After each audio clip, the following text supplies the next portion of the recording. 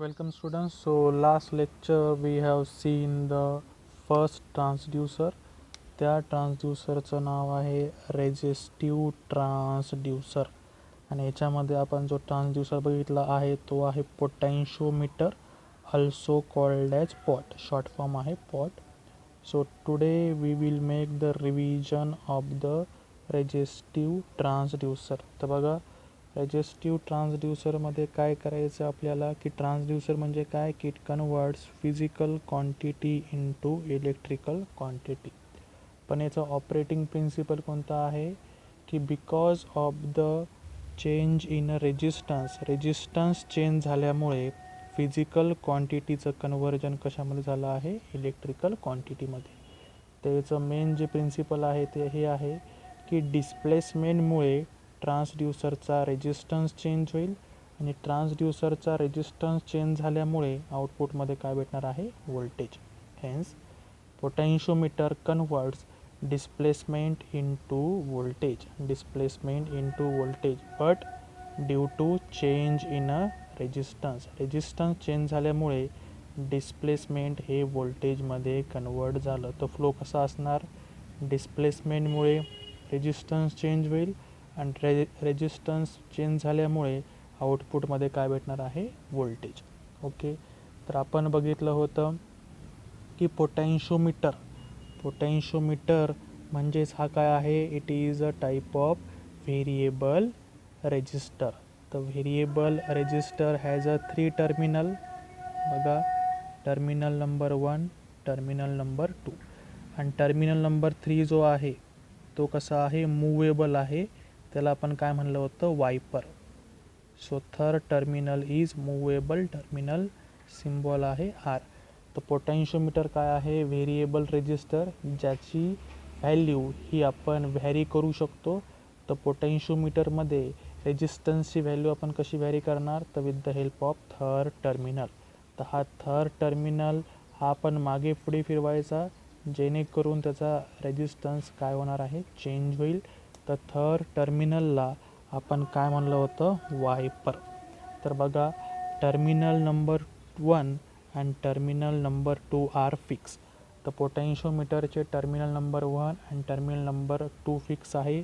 फक्त terminal number 3 हा कसा आहे, मूवेबल आहे. आणि त्याच टर्मिनल नंबर 3ला आपल्याला काय अप्लाय करायचं आहे, इनपुट डिस्प्लेसमेंट. तर डिस्प्लेसमेंट कुठे अप्लाय करायचं, टर्मिनल नंबर 3ला. आणि हाच टर्मिनल नंबर 3 हा मागे वर खाली करायचं आहे. म्हणजे इनपुट हे व्हॅरी करायचं आहे, इनपुट डिस्प्लेसमेंट आहे ते आपण व्हॅरी करायचं आहे. आणि डिस्प्लेसमेंटचं कन्व्हर्जन आता कशामध्ये होणार आहे, व्होल्टेजमध्ये. तर बघा, याच्यामध्ये we require the external voltage source. तर एक्सटर्नल व्होल्टेज सोर्स कोणता आहे, DC व्होल्टेज सोर्स. म्हणून या ट्रान्सड्यूसरला आपण काय म्हणलं आहे, पॅसिव्ह ट्रान्सड्यूसर. कारण की डिस्प्लेसमेंटला व्होल्टेजमध्ये जर कन्वर्ट करायचं असेल then it requires external voltage source. External voltage source जर काढून टाकला तर डिस्प्लेसमेंटचं कन्व्हर्जन व्होल्टेजमध्ये होणार नाही आहे. तर व्होल्टेज सोर्स आपण कुठे लावला, तर व्होल्टेज सोर्स हा लावला आहे टर्मिनल 1 आणि टर्मिनल 2च्या मध्ये. तर बघून घ्या एकदा, टर्मिनल 1 टर्मिनल 2 आर फिक्स, दोघांच्या मध्ये व्होल्टेज सोर्स लावला आहे. इनपुट आपण कुठे द्यायचं आहे, डिस्प्लेसमेंट टर्मिनल नंबर 3ला, हे मिनिमम. मग आता डिस्प्लेसमेंट असं वाढत गेलं वर वर वर. आणि आउटपुट हे आपण कुठं घेतलं आहे, टर्मिनल नंबर 3 आणि terminal number 2. So this is the output voltage.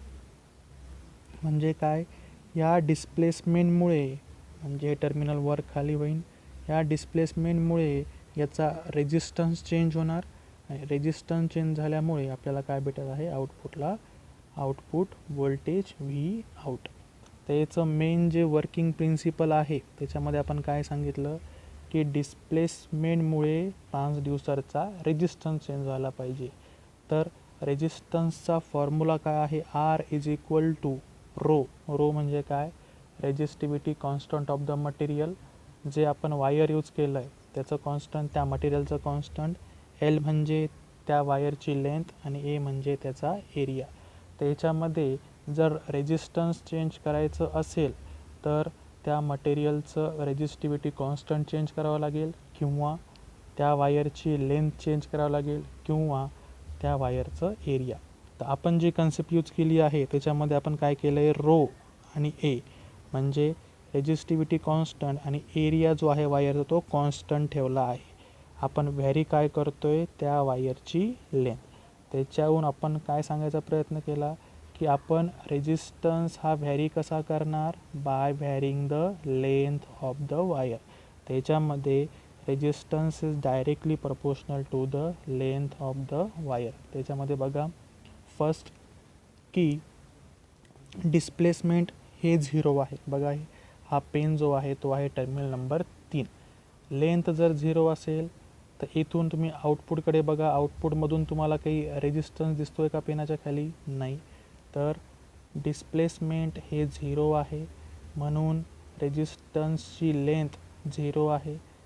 रेजिस्टन्सची length ही 0 आहे. बघा डिस्प्लेसमेंट 0, लेंथ 0, त्याच्यामुळे रेजिस्टन्स काय येणार 0 आणि आउटपुट व्होल्टेज काय येणार आहे 0. कारण की आपण काय सांगितलं की output voltage is directly proportional to the resistance. रेजिस्टन्सची व्हॅल्यू जेवढी जास्त तेवढं आउटपुट कसं येणार जास्त.